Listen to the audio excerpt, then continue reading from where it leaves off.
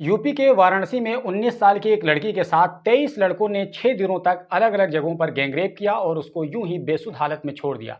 ये एक दिल दहला देने वाली घटना है जिसकी डिटेल जानकर आप भी दंग रह जाएंगे। हालांकि इस बेहद अफसोसनाक घटना पर गोदी मीडिया ने हिंदू मुसलमान करना शुरू कर दिया है, क्योंकि इन 23 आरोपियों में से कुछ आरोपी मुसलमान हैं। बस इसी बात को गोदी मीडिया ने उठा लिया और इस घिनौनी वारदात को एक अलग ही रंग दे दिया। जैसे कि नवभारत टाइम्स ने इस जैसी अफसोसनाक घटना को भी नफरत के लिफाफे में रखकर परोस दिया और इसको टीआरपी का जरिया बना डाला। इसीलिए हमने इस घटना को डिटेल में बताना जरूरी समझा ताकि आपको इस घटना के बारे में पूरी जानकारी हो और ये भी पता चल सके कि इन आरोपियों को हिंदू मुसलमान के खांचे में देखना कितना सही है। तो इस घटना की पूरी डिटेल कुछ इस तरह है कि बीते महीने 29 मार्च को वाराणसी के लालपुर पांडे की रहने वाली 19 साल की एक लड़की अपनी दोस्त के घर गई हुई थी। लेकिन जब वो वापस लौट रही थी तभी उसको राज विश्वकर्मा नाम का एक लड़का मिलता है और वो लड़का उस लड़की का दोस्त था।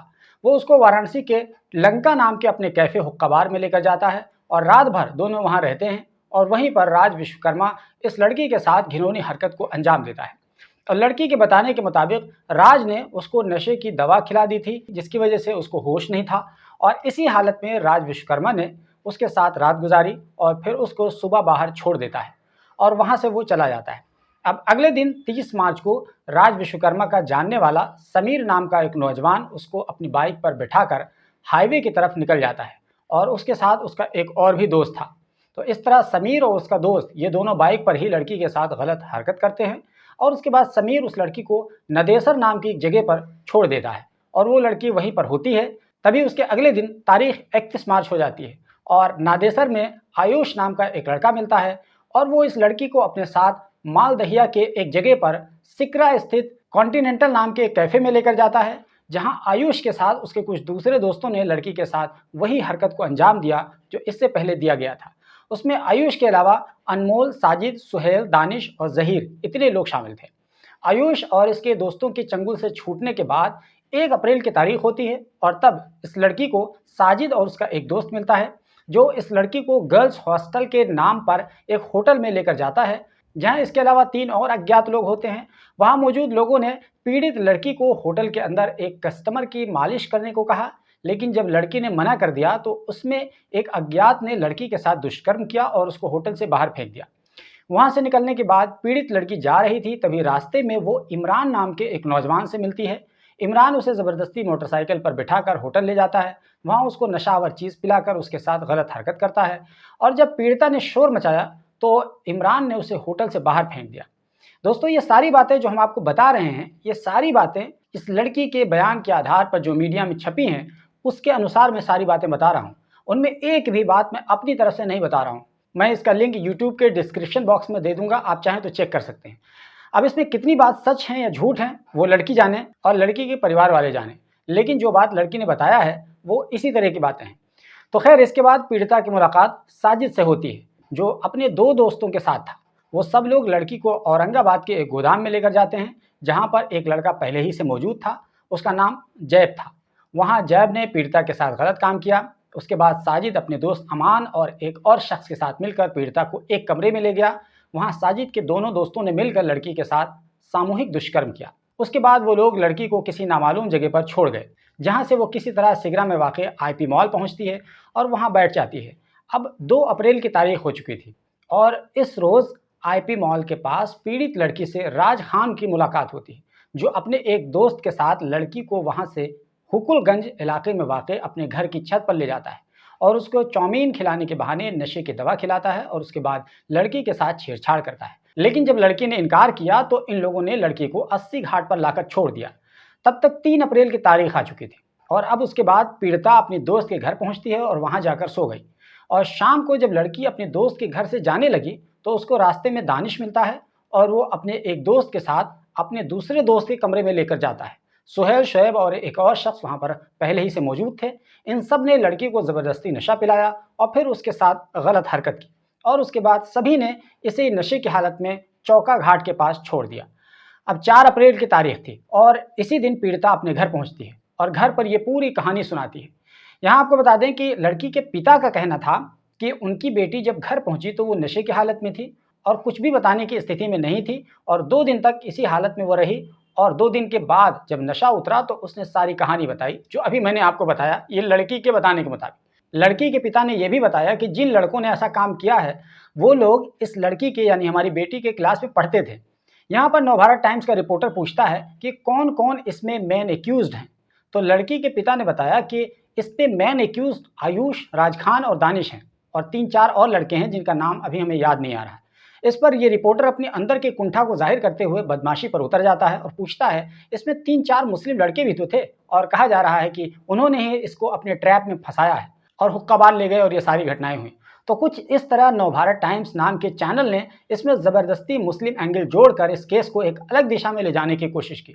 लेकिन ये केस एक क्राइम का केस है, इसलिए जो भी इसमें दोषी हो उसको कड़ी से कड़ी सज़ा मिलनी चाहिए, ना कि धर्म के बहाने एक बार फिर से पूरी कौम को टारगेट करना चाहिए।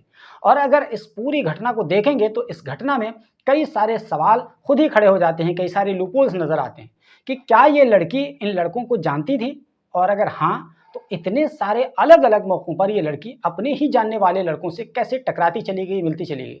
क्या ये महज इत्तेफाक था कि एक के बाद एक जो भी इस लड़की से मिल रहा था वो सभी जानने वाले ही मिल रहे थे? और अगर नहीं जानती थी तो इनका नाम इसको कैसे पता था कि फ़लाँ फ़लाँ ने ऐसा काम किया है, वो भी इस हालत में जब वो नशे की हालत में थी? क्योंकि कोई ये बताकर तो गलत काम करेगा नहीं कि मेरा नाम फ़लाँ है और मैं ये करने जा रहा हूँ। और अगर बताकर भी करेगा मान लो, तो इतने सारे नाम सही सही इस लड़की को याद रख पाना मुमकिन नहीं है। तो ये भी एक सवाल है जो खुद हमें भी नहीं समझ में आया। और दूसरा सवाल ये है कि लड़की के घर वाले इतने दिनों तक गुमशुदगी की रिपोर्ट क्यों नहीं दर्ज कराते? मीडिया रिपोर्ट की माने तो 3 अप्रैल को लड़की के घर वालों ने शाम के वक्त गुमशुदगी की रिपोर्ट दर्ज कराई थी, और इससे पहले कई दिन बीत चुके थे, यानी करीब 5 दिन बीत चुके थे। 5 दिन के बाद रिपोर्ट क्यों दर्ज कराई गई, ये भी एक सवाल है। इस तरह के केसेस में आमतौर पर देखा जाता है कि अगर कोई 19 साल की लड़की अपने घर वापस नहीं लौटती है शाम के वक्त, तो घर वाले परेशान हो जाते हैं और उसी रात या अगले ही दिन वो पुलिस के पास पहुंच जाते हैं। लेकिन इस केस में घर वालों ने इतनी देर क्यों की, यानी 5 दिन का इंतजार किया, ये भी समझ में नहीं आ रहा है। और अगला सवाल यह है कि जब लड़की इस बीच 3 अप्रैल को अपने दोस्त के घर जाकर सो जाती है, तो उस दौरान लड़की ने अपने दोस्त को कुछ बताया क्यों नहीं? और फिर लड़की के दोस्त को कुछ अजीब सा क्यों नहीं लगा कि तुम्हारे साथ क्या हो गया है और तुम यहाँ कैसे आई हो, क्यों सोने का इरादा है? क्योंकि इस दौरान लड़की नशे की हालत में थी। तो क्या पीड़िता ने अपने दोस्त को पूरी कहानी नहीं बताई थी? और अगर नहीं बताई तो उसके पीछे की वजह क्या हो सकती है?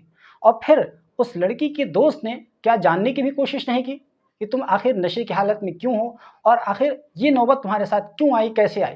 और ये भी एक सवाल कि क्या उस वक्त लड़की की कंडीशन ठीक थी? अब यहाँ पर हो सकता है कि लड़की के दोस्त को पता ना चल पाया हो।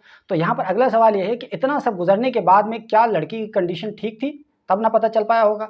और अगर लड़की की कंडीशन ठीक नहीं थी तो फिर उसके दोस्त को क्यों नहीं पता चल पाया?